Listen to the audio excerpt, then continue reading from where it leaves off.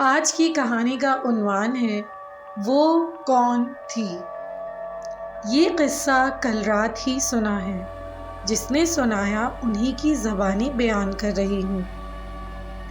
New Karachi شفیق موڑ کے پاس 2001 میں ہم نے ایک کرائے کی جگہ پر نیو فیکٹری کا سٹارٹ لیا تھا۔ یہ ایک بڑا پلاٹ تھا جس میں 3 پورشن پر مختلف فیکٹریز تھیں۔ گیٹ سے داخل ہوتے ہی چوکیدار کا روم، پھر 2 طرف 2 فیکٹریز اور سامنے ہماری فیکٹری تھی۔ ہمارے پورشن میں داخل ہوتے ہی سامنے آفس، ایک طرف گودام میں کچا مال اور دوسری طرف مشینز لگی ہوئی تھیں۔ ارد گرد میں 3 طرف پلاٹ خالی تھے اور گیٹ کے سامنے چائے کا ہوٹل اور پان کی دکان تھی۔ ہمارا نیا کام تھا تو اکثر وہیں سیمپلنگ وغیرہ بنواتے تھے اور اکثر دیر رات تک وہیں بیٹھے رہتے تھے۔ کھانا، چائے، سگریٹ کے دور بھی چلتے تھے۔ ایک رات قریب 10 سوا 10 پر لڑکے کو کھانا اور چائے سگریٹ لینے بھیجا ہوا تھا کہ اچانک بارش ہو گئی۔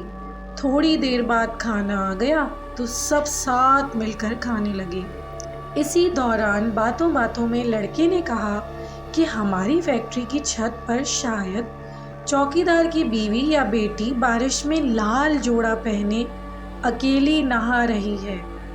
ہم نے اس کو کہا، زیادہ مت دیکھنا، یہ پٹھان اپنی عورتوں کے بارے میں کافی سخت ہوتے ہیں، کچھ غلط سمجھ لیا تو تجھے مار مور کر یہیں کسی خالی پلاٹ میں دفنا دیں گے۔ کھانے وغیرہ سے فارغ ہوئے تو بارش بھی رک گئی۔ ہم سب گھر کے لیے نکلنے لگے۔ گیٹ سے گاڑی نکلنے لگی تو دانستہ نظر وہیں چھت کی طرف گئی تو وہاں اس وقت بھی کوئی لال چادر یا دوپٹہ اوڑھے بیٹھا تھا۔ 2-3 دن گزر گئے، بات آئی گئی ہو گئی۔ پھر اچانک ایک بار پھر دن کے وقت بارش شروع ہو گئی۔ اس بار بارش کچھ زیادہ ہی تیز تھی۔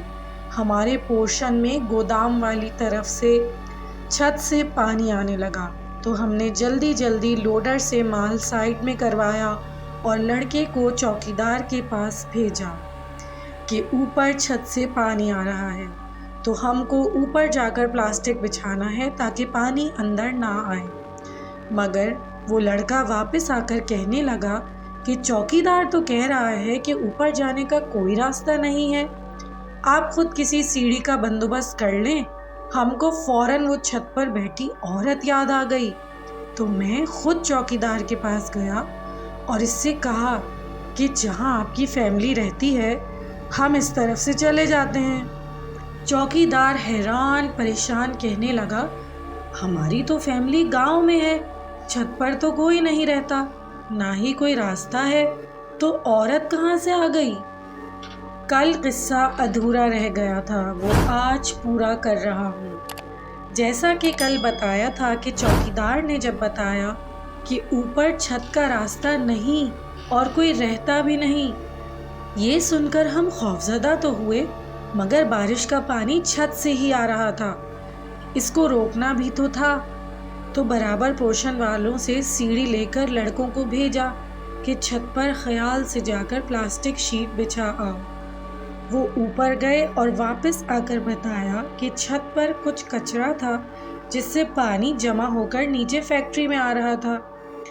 وہ دن تو خیریت سے گزر گیا، مگر جس عورت کو لال لباس میں دیکھا تھا اس نے دوسرے دن صبح ہی سے اپنا اثر دکھانا شروع کر دیا۔ ہوا یوں کہ لوڈر صبح باتھ روم گیا تو اس نے باتھ روم میں زور سے چیخنا چلانا شروع کر دیا۔ ہم سب وہاں گئے تو دروازہ اندر سے بند کر کے وہ زور سے چیخ رہا تھا کہ وہ عورت باتھ روم کے باہر کھڑی ہے، اسے گھور رہی ہے۔ ہم نے اسے بتایا کہ کوئی نہیں ہے، تم باہر آ جاؤ۔ اس نے باہر آ کر بتایا کہ دروازہ بند ہونے کے باوجود اسے محسوس ہوا، بلکہ اسے نظر آیا کہ وہ عورت اسے دیکھ رہی ہے۔ اس کا پورا جسم سن ہو گیا تھا، وہ ہل بھی نہیں پا رہا تھا۔ پھر شام کو پھر کسی کو محسوس ہوا جیسے اسے سرد ہوا چھو کر گزری ہو۔ میں مشین کے پاس کھڑا تھا۔ مجھے صاف نظر آیا کہ وہ عورت میرے پیچھے کھڑی ہے اور مجھے جھرجھری سی آ گئی۔ جیسے تیسے وہ دن گزرا تو اگلے دن معاملہ زیادہ خطرناک ہو گیا۔ ایک اور لوڈر گودام میں گیا تو اس نے کسی کو اپنے اوپر چھلانگ لگاتے دیکھا۔ وہ ڈر کر پیچھے ہوا تو لوڈنگ کی ٹرالی سے ٹکرا کر اپنا سر پھاڑ بیٹھا۔ اسے کلینک سمجھا بجھا کر بھیجا کہ کسی سے کوئی الٹی بات نہ کرے ورنہ لوگ مذاق بنائیں گے، چپ چاپ گھر چلا جائے۔ اب معاملہ زیادہ خراب تھا تو ہم نے بھی فیکٹری بند کی اور جس بروکر سے یہ جگہ لی تھی اس کے آفس پہنچ گئے۔ اسے سارا قصہ سنایا کہ اب یہاں کام کرنا مشکل ہے، مشینز وغیرہ کہیں اور شفٹنگ کرنا آسان بھی نہیں اور خرچہ بھی کافی ہو جائے گا۔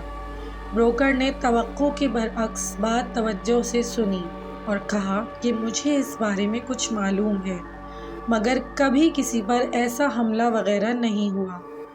ہم نے اس سے ہی صبا سینما کے قریب ایک اور جگہ کی بات کی۔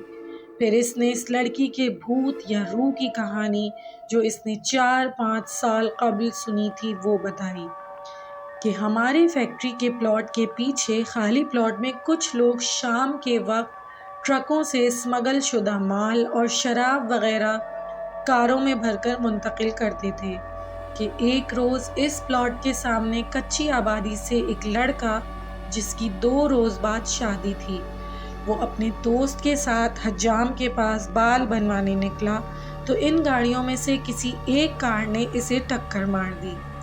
لڑکا اور اس کا دوست ان سے الجھ پڑے تو خالی پلاٹ میں جہاں ٹرک کھڑے تھے ان لوگوں نے ان لڑکوں کو پکڑ کر خالی پلاٹ میں لے جا کر تشدد کیا جس سے دونوں ہلاک ہو گئے اور وہ ان کو وہیں چھوڑ کر بھاگ گئے۔ لڑکوں کے گھر والے 2 دنوں تک انہیں ڈھونڈتے رہے اور پھر ان کی لاشیں وہاں سے ملیں۔ یہ خبر سن کر دلہن کا بھی ہارٹ فیل ہو گیا۔ کہتے ہیں یہ وہی لڑکی ہے جو ان تینوں پلاٹس کے اطراف اپنے دولہے کے قاتلوں کو ڈھونڈتی پھر رہی ہے۔ یہ سچا پراسرار واقعہ سننے کے بعد ہم نے وہ جگہ چھوڑ دی اور پھر کبھی مڑ کر اس روڈ کی طرف بھی نہیں گئے۔